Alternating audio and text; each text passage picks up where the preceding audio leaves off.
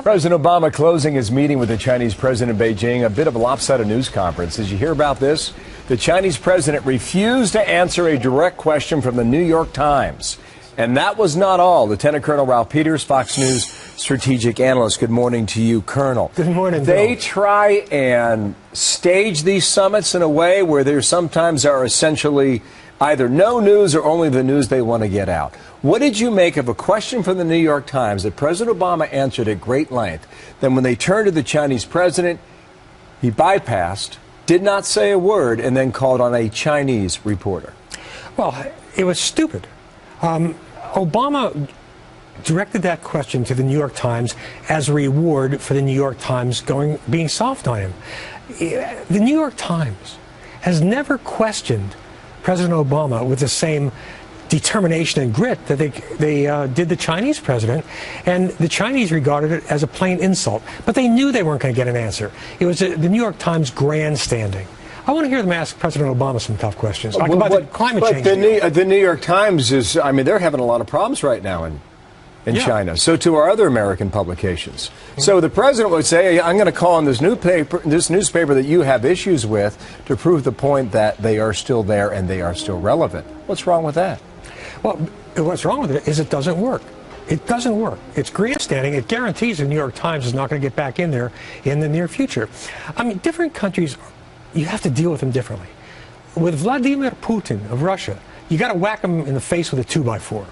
With the Chinese, you got to do the serious work behind the scenes. It's all about that surface show. And one thing we chronically mistake, with the Iranians as well, by the way, is that we think that because some Chinese are unhappy with their government, that they'll be our friends. Against an external threat, the Chinese and the Iranians, and even the Russians, will unite against what they perceive as any external threat. And I think the Obama administration's failure to do its homework, its unwillingness, as so often, to think things through strategically, like that letter to Iran, the secret letter begging for help. I mean, Bill, jump to that for a moment. If we had brought Shia Iran in as our principal ally to fight Sunni militants, that would have been like sending the Ku Klux Klan to Ferguson, Missouri to calm things down. Well, for me, the deal back in Beijing was the same kind of lack of foresight. Obama was just, for domestic purposes, rewarding the New York Times, not thinking of the effect it would have on the Chinese leadership, and the Chinese people are insulted. Do you think the advance team should not, I mean, how do you avoid a situation like that? Well, do you just not take a question?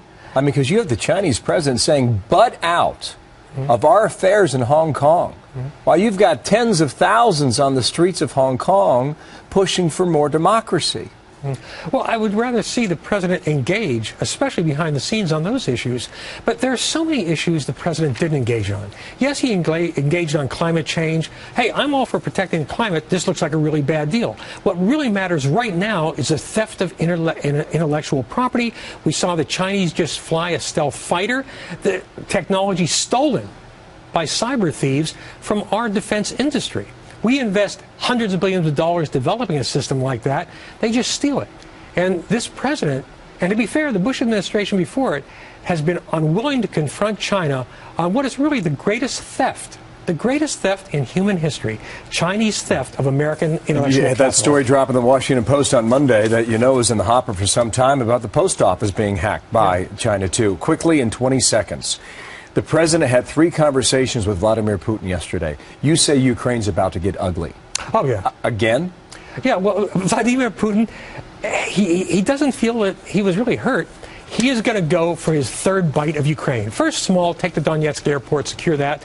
Now he's going to go, I believe, for the city of Mariupol on the coast of the Sea of Azov, land bridge to Crimea, because he senses weakness. And bullies, when they sense weakness, they pile on.